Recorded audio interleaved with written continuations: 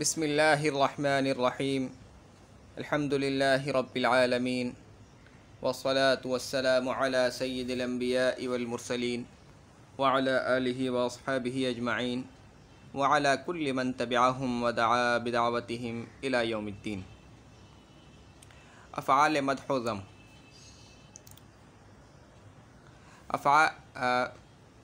فعل مدح، مدح کہتے ہیں تعریف کرنے کو، ٹھیک ہے، اور ذم کہتے ہیں برائی کرنے کو۔ فعل مدح وہ فعل ہے جس کے ذریعے کسی کی تعریف کی جائے۔ فعل مدح وہ فعل ہے جس کے ذریعے کسی کی تعریف کی جائے۔ افعال مدح دو ہیں، نعم، حبذا۔ یہ دونوں فعل اپنے فاعل کو رفع دیتے ہیں، جیسے نعم الرجل زید، حبذا زید، زید اچھا آدمی ہے۔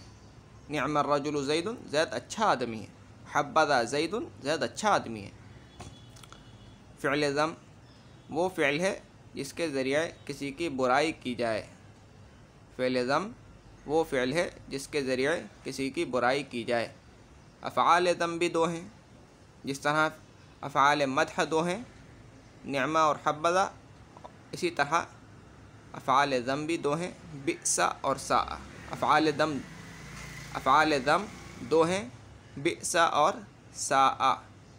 یہ دونوں فعل بھی اپنے فاعل کو رفع دیتے ہیں، جیسے بئس الرجل عمرو، ساء الرجل عمرو، عمرو برا آدمی ہے۔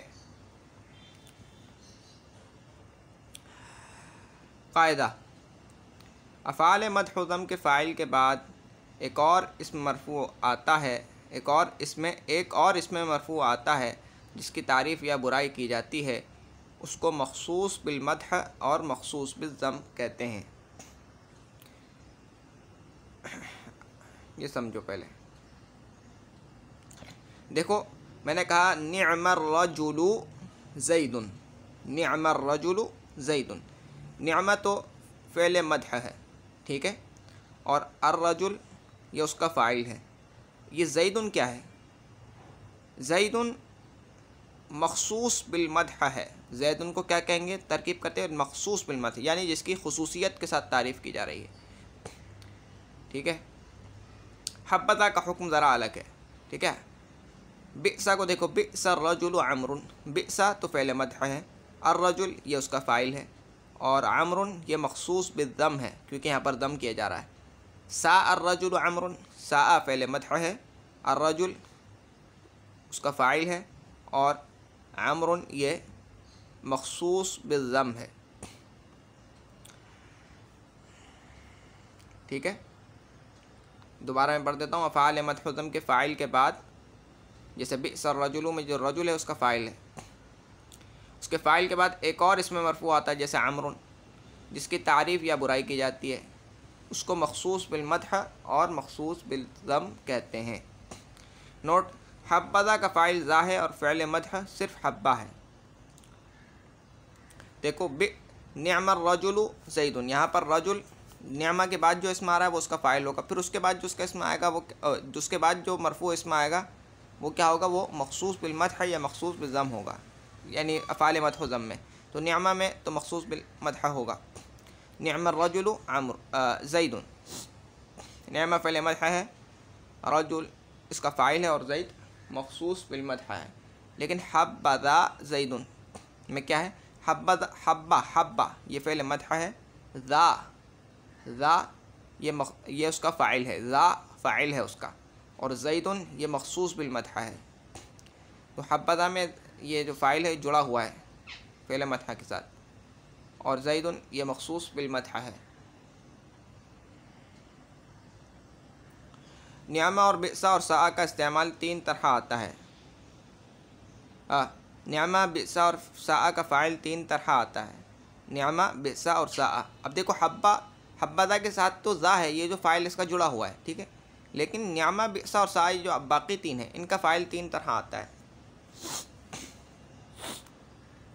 ایک الف لام کے ساتھ، جیسے نعم الرجل زید، اب دیکھو الف لام ہے نا، ساء الرجل زید، بئس الرجل زید. دوسرا معرف باللام کی طرف مضاف ہو کر، جیسے نعم غلام الرجل زید، ساء غلام الرجل زید، بئس غلام الرجل زید. اب تو یہاں پہ دیکھو یہ خود تو یہ معرف باللام نہیں ہے، لیکن یہ معرف باللام کی طرف مضاف ہے. معرف باللام یعنی جس پر الف لام ہو. ٹھیک ہے. تیسرا فاعل ضمیر مستتر ہوتی ہے اور اس کی ضمیر نکرہ آتی ہے، جیسے نعم رجلا زید. اب یہ نعم تو فعل مدح ہے، ٹھیک ہے، اس میں ہوا ضمیر مستتر ہے، جیسے ضربہ میں ہوا ضمیر مستتر ہوتی ہے نا، تو نعم یہ فعل مدح ہے اور ہوا ضمیر اس کی مستتر ہے. رجلا یہ ہے اصل میں نعم زید. ٹھیک ہے، نعم زید. رجلا یہ تمییز ہے، اور یہ تمییز کون سی ہے؟ جو نسبت کی تمییز ہوتی ہے، یعنی نعم میں جو نسبت کی جا رہی ہے، یہ اصل میں تھا نعم ہوا زید، نعم ہوا زید. ٹھیک ہے، یہ جو نسبت کی جا رہی ہے اس نسبت کی تمییز ہے، یعنی زید اچھا ہے لڑکا ہونے کے اعتبار سے. سمجھ گئے؟ نعم رجلا اچھا ہے لڑکا ہونے کے اعتبار سے زید، تو یہ نسبت کی تمییز ہے. نعم رجلا زید، ساء رجلا زید، بئس رجلا زید. یا یوں کہہ دو کہ نعم انسانا زید، بئس انسانا زید، ساء انسانا زید. تو آج کے سبق کے بارے میں ایک بات میں اور بتا دوں کہ یہ جو فعل مدح اور فعل ذم ہے، یہ فعل جامد کہلاتے ہیں، افعال جامدہ ہیں. اچھا، فعل جامد کسے کہتے ہیں؟ فعل جامد وہ فعل کہلاتا ہے جو متصرف نہیں ہوتا. ایک ہوتا ہے فعل متصرف اور ایک ہوتا ہے فعل جامد. فعل جامد اسے کہتے ہیں کہ جس سے ماضی، مضارع اور امر یہ تینوں صیغے نہیں آتے، ان میں سے کوئی ایک آتا ہے یا دو آتے ہیں. مثال کے طور پر نعمہ یہ ماضی ہے، اس کا مضارع کیا ہے، اس کا امر کیا ہے، نہیں آتا. لیکن ضرب یضرب اضرب، دیکھو ماضی بھی آ رہا ہے، مضارع بھی آ رہا ہے اور امر بھی آ رہا ہے، تو یہ فعل متصرف کہلائے گا. یعنی جس کی گردانیں ہوتی ہیں، ماضی، مضارع اور امر تینوں زبانوں میں اس کی گردانیں ہوتی ہیں. لیکن نعمہ، بئسا وغیرہ یہ جو افعال کہلاتے ہیں جامد افعال ہوتے ہیں، جن سے ماضی، مضارع، امر کی گردانیں نہیں آتی. ٹھیک ہے. تو فعل مدح وہ فعل ہے جو جس کے ذریعے کسی کی تعریف کی جاتی ہے. اچھا، میں ایک بات بتا دوں، وہ ایک الگ سے بات ہے. یہاں جو تعریف کرتے ہیں نا عرب فعل مدح اور فعل ذم کے ذریعے سے، وہ تعریف ایسی ہوتی ہے جس میں تعجب بھی ہوتا ہے. بعض اوقات ہم تعجب کرتے ہوئے کسی کی تعریف کرتے ہیں، وہ اس طرح کی تعریف کرتے ہیں. یعنی جب عرب چاہتے ہیں کہ کسی کی تعریف کریں، یعنی خصوصیت سے تعریف کریں تعجب کے ساتھ، تب یہ استعمال کرتے ہیں اس طرح کے افعال. خیر، فعل مدح وہ فعل ہے جس کے ذریعے کسی کی تعریف کی جائے. افعال مدح دو ہیں، نعمہ اور حبذا. ٹھیک ہے. نعمہ، بئسا اور ساء، ان تینوں کا طریقہ ایک ہے. حبذا کا یہ ہے کہ حبہ فعل مدح ہے، ذا اس کا فاعل ہے اور آگے مخصوص بالمدح آئے گا. ٹھیک ہے. اور بئسا اور ساء یہ فعل ذم ہے. فعل ذم اسے کہتے ہیں کہ جس کے ذریعے کسی کی برائی کی جائے. اب نعمہ ہو یا بئسا ہو یا ساء ہو، ان کے بعد جو اسم آئے گا وہ ان کا فاعل ہوگا، اور اس کے بعد جو اسم ہوگا وہ مخصوص بالمدح یا مخصوص بالذم ہوگا. اب ان کا جو فاعل ہے وہ تین طرح سے آتا ہے. کبھی تو الف لام ہوتا ہے اس پر، جیسے نعم الرجل زید، بئس الرجل زید، ساء الرجل زید. اور کبھی وہ اس پر تو الف لام نہیں ہوتا، لیکن وہ ایسے اسم کی طرف مضاف ہو رہا ہوتا ہے جس پر الف لام ہو، جیسے نعم غلام الرجل زید، ساء غلام الرجل زید، بئس غلام الرجل زید. اور تیسری صورت یہ ہے کہ ان کا فاعل ضمیر مستتر ہوتی ہے اور اس کے بعد تمییز آتی ہے نکرہ، اور پھر اس کے بعد مخصوص بالمدح یا مخصوص بالضم آتا ہے، جیسے نعم رجلا زید، یعنی نعم ہوا مستتر ہے، رجلا زید، بئس رجلا زید، ساء رجلا زید۔ فعل کا بیان، فعل ماضی اور امر حاضر معروف مبنی ہیں، باقی افعال معرب ہیں۔ فعل کے 3 اعراب ہیں، رفع، نصب اور جزم۔ فعل پر جر نہیں آتا۔ فعل مضارع پر تینوں اعراب آتے ہیں، اور امر غائب و متکلم معروف، اور امر مجہول اور فعل نہی پر صرف جزم آتا ہے۔ جب فعل مضارع پر کوئی عامل نہ ہو تو عامل معنوی اس کو رفع دیتا ہے، جیسے یضرب، اور اگر مضارع کے آخر میں واو، الف یا یا ہو تو ضمہ تقدیری ہوتا ہے، جیسے یدعو، یرضی، یرمی۔ افعال میں فعل ماضی اور امر حاضر معروف تو مبنی ہیں، ان کے علاوہ جتنے افعال ہیں وہ معرب ہیں۔ پھر یہ جاننا چاہیے کہ فعل کے اعراب کیا کیا ہیں۔ فعل پر رفع آ سکتا ہے، نصب آ سکتا ہے اور جزم آ سکتا ہے، جر نہیں آتا فعل پہ، ٹھیک ہے۔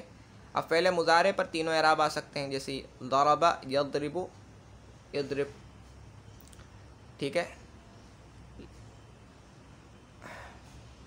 اور مضارع سے مراد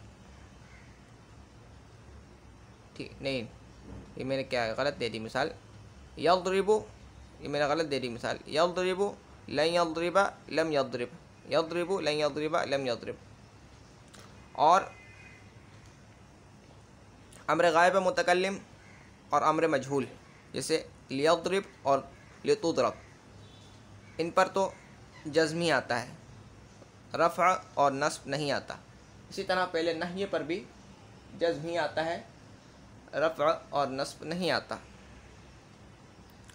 ٹھیک ہے۔ اب اگر فعل مضارع کے شروع میں کوئی عامل نہیں ہوگا تو پھر عامل معنوی اس کو رفع دے گا۔ اسی حالت میں اگر اس کے آخر میں واو ہو یا الف ہو یا یا ہو تو پھر ضمہ تقدیری مانا جائے گا، جیسے یدعو، یرضی، یرمی۔ 4 حرف ایسے ہیں جو مضارع کو نصب دیتے ہیں، ان، لن، کیدن۔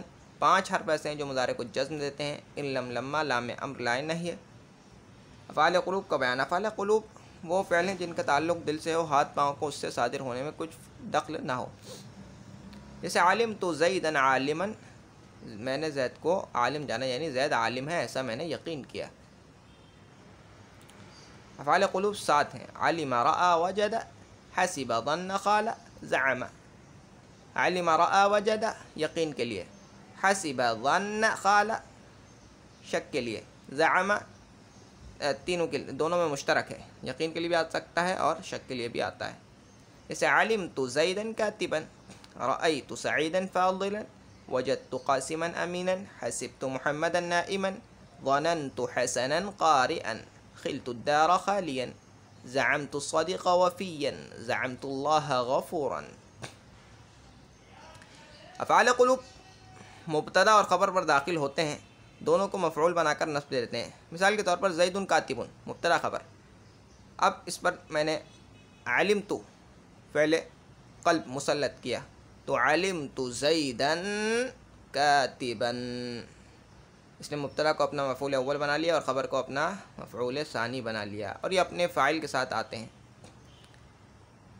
افعال قلوب کے 2 مفعولوں میں سے ایک کو ذکر کرنا اور ایک کو ذکر نہ کرنا جائز نہیں، یا دونوں کو ذکر کیا جائے یا دونوں کو حذف کیا جائے، ایک کو ذکر کرو اور دوسرے کو ذکر نہ کرو، یہ ایسا جائز نہیں ہے۔ افعال تحویل و تسییر، عمل کرنے کے لحاظ سے تو دونوں ایک ہی ہیں، فعل تحویل و تسییر اور فعل قلب، یہ دونوں ایک ہی ہیں عمل کرنے کے لحاظ سے، باقی معنی کے لحاظ سے بدل جاتے ہیں، ان میں تو قلب کے معنی ہوتے ہیں اور ان میں تسییر اور تحویل کے۔ تو فعل تحویل وہ ہے جو حالت کی تبدیلی کو بتایا، یعنی یہ بتاتے ہیں کہ ان کا مفعول اول جو ہے وہ اپنی حالت بدل کر مفعول ثانی کی حالت اختیار کر چکا ہے، اور یہ 7 ہیں، جیسے صیر، جعل، وہب، اتخذ، ترک، رد، خلق۔ مثال کے طور پر صیرت الدقیق خبزا، اب دیکھو مفعول اول مفعول ثانی کی شکل اور اس کی صورت اختیار کر چکا ہے۔ یہ 7 فعل مبتدا خبر پر داخل ہوتے ہیں، اور مبتدا کو اپنا مفعول اول بنا لیتے ہیں اور خبر کو اپنا مفعول ثانی بنا لیتے ہیں، دونوں کو مفعول بنا کر نصب دے دیتے ہیں۔ جیسے صیرت الدقیق خبزا، جعل اللہ الارض فراشا، وهبنی اللہ فداک، اتخذ اللہ ابراہیم خلیلا، ترکت الرجل حیرانا، رد شعورہ البیض سودا، خلق اللہ الانسان ہلوعا۔ وہی عمل ہے، فعل قلب اور فعل تحویل وغیرہ کا ایک ہی عمل ہے۔ وہ مبتدا خبر پر داخل ہوتے ہیں، مبتدا کو اپنا مفعول اول بنا لیتے ہیں، خبر کو اپنا مفعول ثانی بنا لیتے ہیں، اور تھوڑا معنی میں ان کا فرق ہے، سمجھ گئے؟ افعال تسیر والے معنی ہوتے ہیں ان میں، اور افعال قلب میں قلب والے معنی ہوتے ہیں بس، یا تو یقین کے ہوں گے یا رجحان معنی شک۔ پہلے تعجب، وہ فعل جس کے ذریعے کسی بات پر حیرت ظاہر کی جائے، یعنی تعجب کیا جائے۔ پہلے تعجب کے دو وزن ثلاثی مجرد سے، ما افعلہ اور افعل بہ۔ ثلاثی مجرد سے پہلے تعجب انہیں دو وزنوں پر آتا ہے، ضمیر کی جگہ اس چیز کو لے کے آتے ہیں جس پر حیرت ظاہر کرنی ہے، جیسے ما احسن زیدن، زید پر مجھے تعجب کرنا ہے اور اس کے حسن کی وجہ سے، تو حسنا کے مادے سے میں بناؤں گا احسن، ما احسن زیدن، احسن بزیدن، اور اگر اس کی مدد کرنے کی وجہ سے کرنی تو ما انصر زیدن، انصر بزیدن۔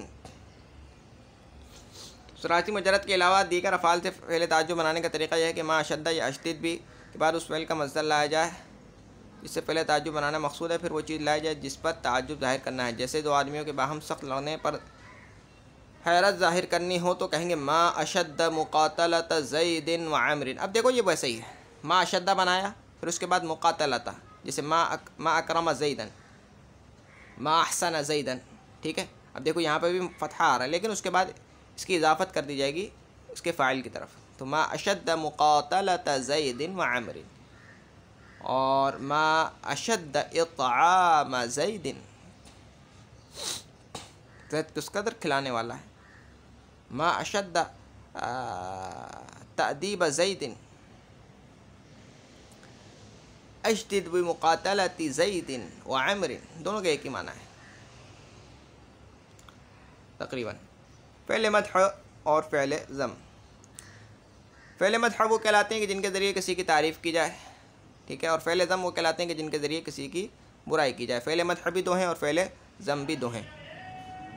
فعل مدح نعمہ اور حبذا یہ دو ہیں، اور فعل ذم بئس اور ساء یہ دو ہیں۔ اب نعمہ، بئس اور ساء ان کا طریقہ ایک ہے بنانے کا، ان کے احکام ذرا ایک ہیں، ٹھیک ہے، اور حبذا کا الگ، اس کی جو ساخت ہے وہ الگ ہے ذرا۔ نعمہ فعل مدح یا نعمہ بئس اور ساء یہ فعل مدح و ذم کہلائیں گے، اس کے بعد ان کا فاعل آئے گا، اور پھر اس کے بعد مخصوص بالمدح یا مخصوص بالذم آئے گا۔ لیکن حبذا میں حبہ فعل مدح ہے اور ذا اس کا فاعل ہے، اور اس کے بعد مخصوص بالمدح آئے گا، ٹھیک ہے۔ اب ان کا جو فاعل ہے نعمہ بئس اور ساء کا، یہ اس کی تین حالتیں ہیں۔ کبھی تو معرب باللام ہو کر آتا ہے، ٹھیک ہے، پہلی حالت یہ ہے کہ وہ الف لام کے ساتھ ہوتا ہے، جیسے نعم الرجل زید، ساء الرجل زید، بئس الرجل زید۔ اور کبھی ایسا ہوتا ہے کہ اس پر الف لام تو نہیں ہوتا، لیکن وہ ایسے اسم کی طرف مضاف ہوتا ہے جس پر الف لام ہو، جیسے نعم غلام القوم زید، نعم غلام الرجل زید، بئس غلام القوم زید، بئس غلام الرجل زید، ساء غلام الرجل زید۔